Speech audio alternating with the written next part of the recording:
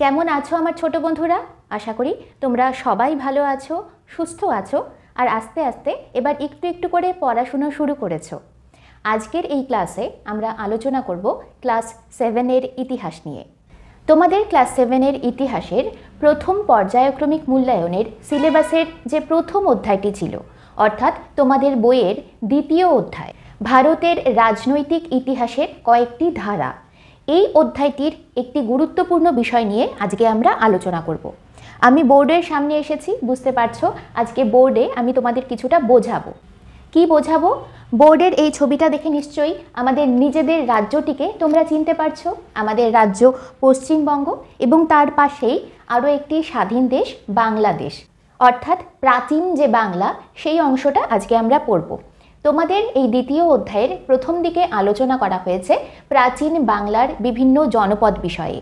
Class 6-এর প্রাচীন ভারতের ইতিহাসে আমরা যেমন কয়েকটি মহাজনপদের কথা পড়েছিলাম, যেগুলি গড়ে উঠেছিল উত্তর ভারতের গঙ্গা যমুনা নদীর তীরবর্তী অঞ্চলে, সেই রকম আমাদের যে প্রাচীন বাংলা অঞ্চলটা ছিল সেই অঞ্চলেও বেশ কিছু জনপদের কথা প্রাচীনকালে জানা যায়। এবার এই জনপদগুলি জানার আগে প্রথমেই তোমাদের জানতে হবে প্রাচীন বাংলা বলতে আমরা কোন অঞ্চলটাকে বুঝতাম। তোমাদের বইয়ের 7 নম্বর পৃষ্ঠায়, অর্থাৎ অধ্যায়ের প্রথম পৃষ্ঠাটিতেই বঙ্গ অঞ্চলটি সম্পর্কে তোমাদের বিস্তারিত বলা হয়েছে। এবারে সেখানে বলা হয়েছে এই অঞ্চলটিতে কিন্তু প্রাচীনকাল থেকেই, অতি প্রাচীনকাল থেকেই মানুষের বসবাস ছিল। এবং সেটা আমরা কিভাবে জানতে পারি? বিভিন্ন পুঁথি থেকে জানতে পারি। যেমন ঋগ্বেদের ঐতেরেয় আরণ্যকে এই অঞ্চলের উল্লেখ আছে, মহাভারতে এর উল্লেখ আছে, এছাড়াও কৌটিল্যের অর্থশাস্ত্রে এবং কালিদাসের রঘুবংশেও বঙ্গ অঞ্চলের উল্লেখ কিন্তু পাওয়া যায়। এর থেকে বোঝা যায় এই অঞ্চলে প্রাচীনকাল থেকেই মানুষের বসবাস ছিল। কিন্তু এখন আমরা ভারতের অধিবাসী হিসেবে বঙ্গ বলতে কোন অঞ্চলটাকে বুঝি? আমাদের পশ্চিমবঙ্গকে বুঝি। আমাদের যে রাজ্য, এখানে যে ছবিটি আঁকা হয়েছে সেখানে নিশ্চয়ই তোমরা তোমাদের নিজেদের রাজ্যটিকে চিনতে পারছো। এই অঞ্চলটিকেই আমরা বঙ্গ হিসেবে জানি। কিন্তু প্রাচীনকালে কিন্তু বঙ্গ বলতে শুধু পশ্চিমবঙ্গকে বোঝানো হতো না, বোঝানো হতো পশ্চিমবঙ্গ এবং বাংলাদেশ, এই পুরো অঞ্চলটা জুড়ে কিন্তু থাকতো বাংলা ভাষাভাষী মানুষেরা, অর্থাৎ যাদের মাতৃভাষা ছিল বাংলা। এই অঞ্চলটাকেই মূলত বঙ্গ বলা হতো। কিন্তু এর মধ্যেও বেশ কিছু ভাগ ছিল। বলা হয়েছে যে এই অঞ্চলটিকে মূলত 9টি ভাগে ভাগ করা হতো। তবে রাঢ় ও সূক্ষ্ম নামে দুটি ভাগ আছে, যেই ভাগ দুটিকে একসাথেও বলা হয়ে থাকে। তাই ধরতে পারো মোট 8টি ভাগে এই অঞ্চলটিকে ভাগ করা হতো। সেই ভাগগুলি কি কি ছিল? আজকে আমরা সেটাই মানচিত্রে খুব ভালোভাবে জানব। কেন আমরা মানচিত্রটা এঁকেছি? যাতে তোমাদের বুঝতে সুবিধে হয়।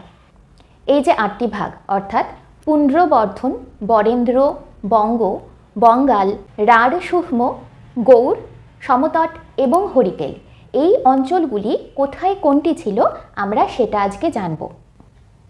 তোমাদের বইয়ের এই অংশটি থেকে কিন্তু তোমাদের বড় 5 নম্বরের প্রশ্নও আসতে পারে এবং ছোট 2 বা 3 নম্বরের প্রশ্নও আসতে পারে। যেমন ধরো তোমাদের বলে দিল প্রাচীন বাংলার রাঢ় ও সূক্ষ্ম অঞ্চলের ভৌগোলিক অবস্থান নির্ণয় করো, তখন কিন্তু বিস্তারিতভাবে তোমাদের লিখতে হবে। অথবা ছোট প্রশ্ন হিসেবে যে কোনো একটি অঞ্চলের ভৌগোলিক অবস্থান তোমাদের দেখাতে বলতে পারে। তাই এই অংশটি বুঝতেই পারছো খুবই গুরুত্বপূর্ণ। তাই খুব মন দিয়ে ভালোভাবে এই অংশটি আমরা বুঝবো। প্রথমেই তোমাদের বলা হয়েছে পুন্ড্রবর্ধনের কথা। কোথায় ছিল পুন্ড্রবর্ধন? বইয়ে কি বলা হয়েছে? বইয়ে বলা হয়েছে যে পুন্ড্রবর্ধন ছিল প্রাচীন বাংলার অঞ্চলগুলির মধ্যে বৃহত্তম। এই অঞ্চল পশ্চিমবঙ্গ এবং বাংলাদেশের দিনাজপুর, বগুড়া, রাজশাহী এবং পাবনা জুড়ে ছিল। এবার দিনাজপুর কোথায়? আমাদের পশ্চিমবঙ্গে এখনও দিনাজপুর বলে একটি জেলা আছে। কোথায় সেই জেলাটি?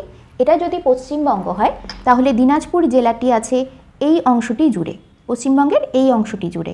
তাহলে দিনাজপুর, বগুড়া, রাজশাহী এই অংশটি, সিলেট এই অংশটি, তাহলে এই অংশটি জুড়ে ছিল, অর্থাৎ আমাদের এখনকার যে উত্তরবঙ্গের অঞ্চল এবং বাংলাদেশের এই উত্তর দিকের পুরো অঞ্চলটা জুড়ে আগে ছিল পুন্ড্রবর্ধন নামে একটি জনপদ।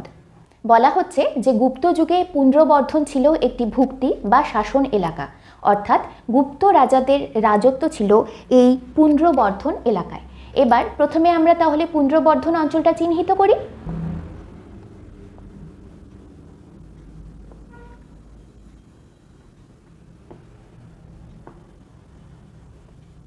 এই পুরো অংশটি জুড়ে পুন্ড্রবর্ধন অঞ্চলটি ছিল। পরে প্রত্যেকটির নাম আমরা লিখব, কিভাবে লিখব সেটা তোমরা পরে দেখবে। এবার তারপরে যে অঞ্চলটির কথা বলা হয়েছে সেটি হলো বরেন্দ্র। বরেন্দ্র অঞ্চল সম্পর্কে কি বলা হয়েছে? বলা হয়েছে ভাগীরথী ও করতোয়া নদীর মধ্যের এলাকা বরেন্দ্র নামে পরিচিত ছিল। কোন অঞ্চলটা ভাগীরথী নদী? আমি খুব স্পষ্ট করে মোটা করে এঁকেছি, দেখো। এই যে গঙ্গা নদী পশ্চিমবঙ্গে ঢুকছে এবং ঢুকে দুভাগে ভাগ হচ্ছে। গঙ্গার একটি শাখা ভাগীরথী নাম নিয়ে পশ্চিমবঙ্গের দক্ষিণ দিকে প্রবাহিত হয়েছে, হয়ে বঙ্গোপসাগরে গিয়ে পড়েছে, যাকে আমরা জানি ভাগীরথী হুগলি নদী নামে। এবারে এই গঙ্গা নদীরই আরেকটি শাখা, যে অংশটা মূল শাখা যাকে বলা হয়, সেই অংশটা কোথায় গেছে? বাংলাদেশের মধ্যে দিয়ে প্রবাহিত হয়েছে। কি নামে প্রবাহিত হয়েছে? পদ্মা নামে প্রবাহিত হয়েছে। প্রবাহিত হয়ে আবারও দক্ষিণ দিকে প্রবাহিত হয়ে বঙ্গোপসাগরে গিয়ে পড়েছে। এবারে এটা তো দেখো ভাগীরথী নদী আমাদের পশ্চিমবঙ্গের মধ্যে দিয়ে প্রবাহিত হয়েছে। এবার পদ্মা নামে যেই অংশটি বাংলাদেশের মধ্যে দিয়ে প্রবাহিত হয়েছে, সেই পদ্মাতে একটি নদী এসে মিলেছে। এই নদীটি হলো ব্রহ্মপুত্র নদ বলে যেটাকে আমরা জানি। আসামের মধ্যে দিয়ে এসে দক্ষিণ দিকে প্রবাহিত হয়ে বাংলাদেশের মধ্যে ঢুকেছে এই ব্রহ্মপুত্র নদ। বাংলাদেশে ঢুকে এই ব্রহ্মপুত্র নদের নাম হয়ে গিয়েছে যমুনা। আমাদের ভারতে যেমন একটি যমুনা নদী আছে, ঠিক একই রকমভাবে এই ব্রহ্মপুত্র নদ যখন বাংলাদেশে ঢুকেছে তার নাম হয়েছে যমুনা। এই ব্রহ্মপুত্র নদের সাথে এসে মিলেছে একটি নদী যার নাম করতোয়া। দেখো এখান থেকে আমি একটি নদী এঁকেছি, এই নদীটি হলো করতোয়া। তাহলে এখানে যদি করতোয়া নদী হয় এবং এখানে ভাগীরথী, তবে এই অঞ্চলটি কি নামে পরিচিত? বরেন্দ্র নামে পরিচিত। এই অঞ্চলটি, টোটাল অঞ্চলটি হয়ে গেল পুন্ড্রবর্ধন এবং এই অঞ্চলটি বরেন্দ্র নামে পরিচিত হলো। বুঝতে পারলে? এই পুরো ভিডিওটার শেষে আমি তোমাদের একটি ম্যাপ শেয়ার করব, সেটা যদি তোমরা দেখে নাও আরও ভালোভাবে তোমরা এই বিভাগটি বুঝতে পারবে। এবারে আমরা জেনে গেলাম পুন্ড্রবর্ধন কোন অঞ্চলটিতে ছিল এবং বরেন্দ্র কোন অঞ্চলটিতে ছিল। এবারে আমরা জানব বঙ্গ অঞ্চলটি কোথায় ছিল। বইতে কি বলা হয়েছে? বইতে বলা হয়েছে প্রাচীনকালে পদ্মা ও ভাগীরথী নদীর মাঝে ত্রিভুজের মতো দেখতে বদ্বীপ এলাকাকে বঙ্গ বলা হতো। এবার তাহলে কিন্তু আমাকে দেখাতেও হবে না, তোমরা বুঝতে পারছো।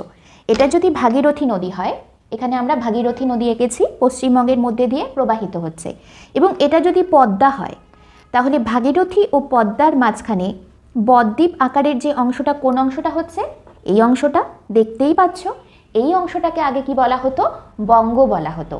এছাড়াও বলা হচ্ছে যে ভাগীরথী নদীর যে পশ্চিমের অঞ্চলটা ছিল, সেই অঞ্চলটাকেও একসময় বঙ্গ নামেই অভিহিত করা হতো, কিন্তু পরবর্তীকালে এই অঞ্চলটাতে রাঢ় ও সূক্ষ্ম নামে দুটি অঞ্চলের উদ্ভব হওয়ার পরে বঙ্গ অঞ্চলটা এই অঞ্চলে সীমাবদ্ধ হয়ে যায়, অর্থাৎ বঙ্গ অঞ্চলের সীমানাটা ছোট হয়ে যায়।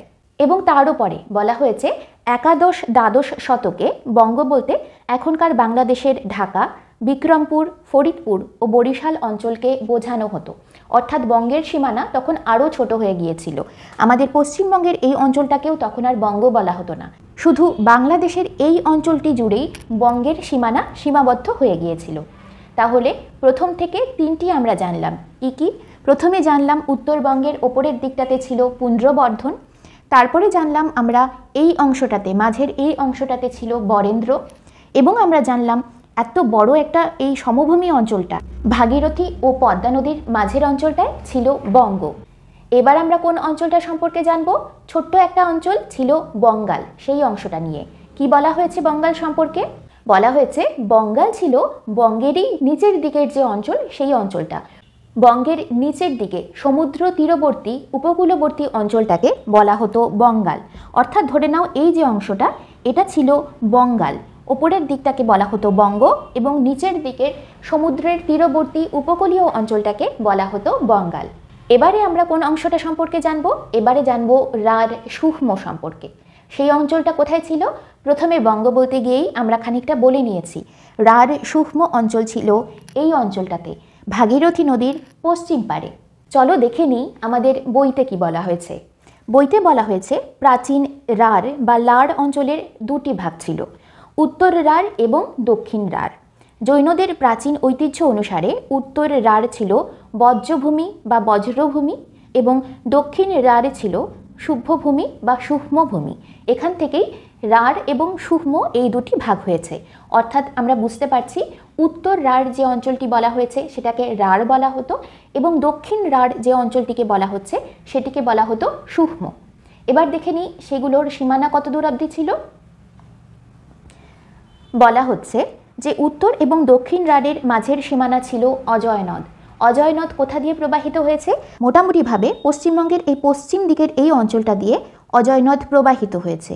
তাহলে এখান দিয়ে যদি অজয় নদ প্রবাহিত হয় তাহলে তার উত্তর অংশটা ছিল রাঢ় বা উত্তর রাঢ়, এবং দক্ষিণ অংশটা ছিল দক্ষিণ রাঢ় বা সূক্ষ্ম অঞ্চল। বুঝতে পারলে? বলা হচ্ছে আজকের মুর্শিদাবাদ জেলার পশ্চিম ভাগ, বীরভূম জেলা, সাঁওতাল পরগনার একাংশ এবং বর্ধমান জেলার কাটোয়া মহকুমার উত্তর ভাগ ছিল উত্তর রাঢ় অঞ্চল। তাহলে আমি যেই অংশটা দেখালাম এই উত্তর দিকের এই অংশটা, এটা ছিল উত্তর রাঢ় অঞ্চল, এবং দক্ষিণ রাঢ় বলতে আজকের হাওড়া, হুগলি এবং বর্ধমান জেলার বাকি অংশ এবং অজয় ও দামোদর নদের তীরবর্তী বিরাট এলাকাকে বোঝানো হতো। দক্ষিণ রাঢ় ছিল বঙ্গোপসাগরের নিকটবর্তী এলাকা। মহাভারতের গল্পে এবং কালিদাসের কাব্যে আছে যে ভাগীরথী এবং কাঁসাই বা কংসাবতী নদীর মাঝে সমুদ্র পর্যন্ত বিরাট এলাকা এর অন্তর্গত ছিল। তাহলে বোঝাই যাচ্ছে এই অজয় নদের দক্ষিণ দিকে দামোদর নদের তীরবর্তী যে এলাকা, যেটা সমুদ্র তীরবর্তী, সেই অংশটা ছিল দক্ষিণ রাঢ় বা সূক্ষ্ম অঞ্চল। এবার আমরা জানব বাংলার একটি খুব গুরুত্বপূর্ণ অঞ্চল সম্পর্কে। সেই অঞ্চলটিকে বলা হতো গৌড়। এখনও কিন্তু যদি তোমরা মালদায় যাও তার আগে দেখবে একটি স্টেশন আসে, রেল স্টেশন, যেই স্টেশনটির নাম গৌড়। তার মানে মালদার আশেপাশের অঞ্চলটি গৌড় নামে পরিচিত ছিল। বইতে কি বলা হয়েছে? বলা হয়েছে মুর্শিদাবাদ, বীরভূম এবং বর্ধমান জেলার পশ্চিম ভাগ নিয়ে তৈরি হয়েছিল সেকালের গৌড়। তাহলে আমরা গৌড় অঞ্চল কোন অঞ্চলটাকে বলবো? আমরা এই ম্যাপের ঠিক মাঝামাঝি পশ্চিম দিকের যে অঞ্চলটা, এই অঞ্চলটাকে বলবো গৌড়। তার ওপরের অঞ্চলটা হয়ে গেছে পুন্ড্রবর্ধন, এবং এই ডান দিকের অঞ্চলটা হয়ে গেছে বরেন্দ্র, এবং নিচের দিকের অংশটা হয়ে গেছে এইদিকে রাঢ় এবং এইদিকে বঙ্গ, এবং এই যে মাঝের অংশটা, এই অংশটিকে আমরা জানবো গৌড় বলে। বইতে বলা হয়েছে যে শশাঙ্কের আমলে পুন্ড্রবর্ধন থেকে ওড়িশার উপকূল পর্যন্ত এলাকা গৌড়ের অন্তর্গত হয়েছিল। তার মানে গৌড়ের সীমানা কিন্তু সবসময় একই রকম ছিল না। কোনো কোনো রাজার আমলে এর সীমানার বিস্তৃতি ঘটেছিল এবং অঞ্চলটা অনেকটা বড় অঞ্চল জুড়ে বলা হতো গৌড় অঞ্চল। এখানে যে শশাঙ্কের কথা বলা হলো, সেই বাংলার প্রথম সার্বভৌম রাজা শশাঙ্কের কথা আমরা জানব পরবর্তী ক্লাসে। এবার আমরা জানব সমতট সম্পর্কে। কোন অংশটাকে বলা হতো সমতট? বইতে বলা হয়েছে প্রাচীন সমতট ছিল মেঘনা নদীর পূর্ব দিকের এলাকা। আমি দেখো তোমাদের এখানে পদ্মা নদী এঁকেছি, এবং পদ্মা নদীর সাথে ডান দিকে চলে গেছে একটি নদী। এই নদীটি হলো মেঘনা নদী। বলা হচ্ছে যে এই মেঘনা নদীর পূর্ব দিকের যে এলাকাটা ছিল সেই এলাকাটাকেই বলা হতো সমতট। এবং বলা হয়েছে বর্তমানে বাংলাদেশের কুমিল্লা, নোয়াখালী অঞ্চলের সমভূমিকে কেন্দ্র করে বিস্তৃত ছিল প্রাচীন সমতট অঞ্চল। মেঘনা নদী সমতটকে বাংলার বাকি অঞ্চল থেকে আলাদা করে রেখেছিল। এই কারণে সমতটকে প্রাচীন ইতিহাসে বাংলার সীমান্তবর্তী এলাকা বলে ধরা হয়। এবারে শেষে আমরা জানব হরিকেল অঞ্চল বলে কোন অঞ্চলটাকে বলা হতো। বলা হয়েছে সমতটের দক্ষিণ পূর্ব দিকে আজকের বাংলাদেশের চট্টগ্রামের উপকূল অঞ্চল প্রাচীন যুগে হরিকেল নামে পরিচিত ছিল। অর্থাৎ এখানে যদি সমতট হয় তার দক্ষিণ দিক কোনটা? এই দিকটা। এখানের যে অঞ্চলটা আছে বাংলাদেশের উপকূলবর্তী যে অঞ্চলটা, একদম দক্ষিণ দিকে দক্ষিণ পূর্ব দিকের যে অঞ্চলটা, সেটাকে বলা হয়েছে হরিকেল বলা হতো। তবে তোমাদের বইতে না থাকলেও কিছু কিছু জায়গায় বাংলাদেশের এই যে অঞ্চলটা, এই অঞ্চলটাকেও কিন্তু হরিকেলই বলা হয়েছে। মাঝের এই অংশটাকে বলা হয়েছে সমতট, ওপরের এবং দক্ষিণের এই অংশ দুটিকে বলা হয়েছে হরিকেল। তবে তোমাদের বইয়ে এটা উল্লেখ করা নেই, তাই প্রশ্নের উত্তর আসলে এটা অবশ্যই তোমরা লিখবে না, বইয়ে যা লেখা আছে তাই লিখবে। তাহলে আজকে আমরা বুঝলাম আমাদের প্রাচীন বাংলার এই যে অংশটা কতগুলি ভাগে বিভক্ত ছিল, কতগুলি অঞ্চলে বিভক্ত ছিল। বলা যায় যে কতগুলি জনপদ ছিল। এই জনপদগুলি কিসের নামে গঠিত হতো? জনজাতির যে নাম, সেই জনজাতির নাম অনুযায়ী জনপদগুলির নাম হতো বলে বলা হয়েছে। এবারে এই পুরো ম্যাপটাতে আমি এই অঞ্চলগুলিকে চিহ্নিত করছি, দেখে নাও। একই সাথে শেষে তোমাদের স্ক্রিনে একটি ছবি আসবে, সেই ছবিটিকেও দেখো, তাহলে খুব ভালো করে তোমরা বুঝতে পারবে। প্রথমেই বলা হয়েছিল পুঞ্জবর্ধন। আমি কিন্তু মাঝের যে সীমানাগুলো, বাংলাদেশ এবং পশ্চিমবঙ্গকে আলাদা করার যে সীমানাগুলো, সেগুলো মুছে দিচ্ছি, তাহলে তোমাদের বুঝতে সুবিধে হবে। দেখো, আমি পশ্চিমবঙ্গের এই অঞ্চলটাকে, সীমানাটাকে মুছে দিলাম। এবার তাহলে পুঞ্জবর্ধন কোন অঞ্চলটা জুড়ে হচ্ছে? আমরা ধরে নিতে পারি যে পুঞ্জবর্ধন হচ্ছে এই অংশটা জুড়ে।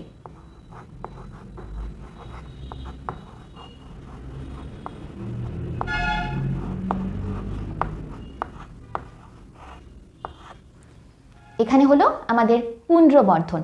তারপরে কোন অংশটা সম্পর্কে আমরা জেনেছিলাম বরেন্দ্র সম্পর্কে। কোনখানে হচ্ছে বরেন্দ্র?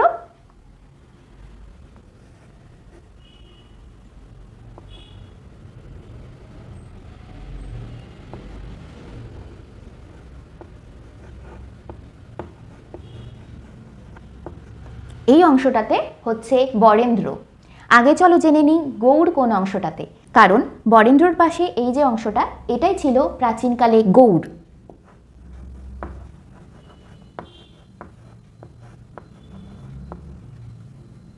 তাহলে আমরা জেনে গেলাম পুঞ্জবর্ধন, বরেন্দ্র এবং গৌড়। তারপরে আমরা কোন অংশটা সম্পর্কে জানবো? বড় অংশটা, বঙ্গ। বঙ্গ কোন অংশটাকে বলা হতো? পশ্চিমবঙ্গ ও বাংলাদেশের মাঝখানে ইংরেজরা যে সীমারেখাটা এঁকেছিল সেটাকে মুছে ফেললাম। মুছে ফেলে এখানে আমরা লিখছি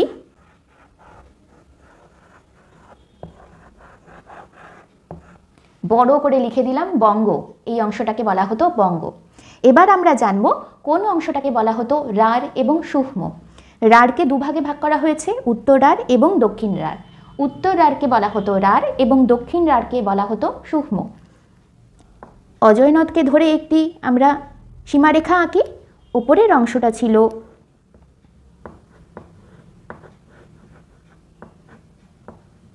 রাঢ় এবং নিচের এই অংশটা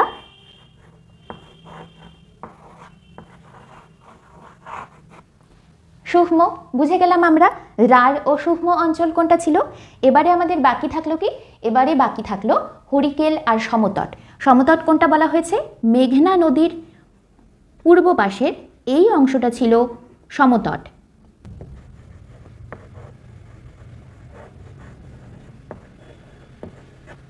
এই অংশটা তাহলে হয়ে গেল সমতট। এবং সব শেষে কোন অংশটা ছিল হরিকেল? এই অংশটা ছিল হরিকেল।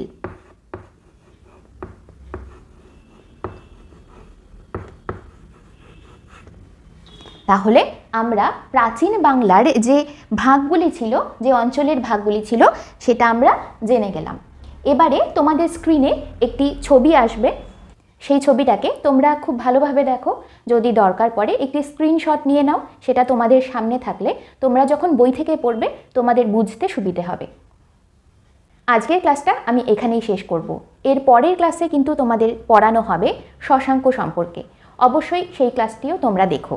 আর শেষ করার আগে আমার একটি ছোট্ট অনুরোধ, তোমাদের যদি আমার এই ক্লাসগুলো ভালো লাগে, যদি মনে হয় তোমাদের এগুলো পরীক্ষার জন্য কাজে লাগছে, তাহলে আমার চ্যানেলে একটা সাবস্ক্রাইব করে দিও, ভিডিওটাতে একটা লাইক দিও, বন্ধুদের সাথে শেয়ার করো।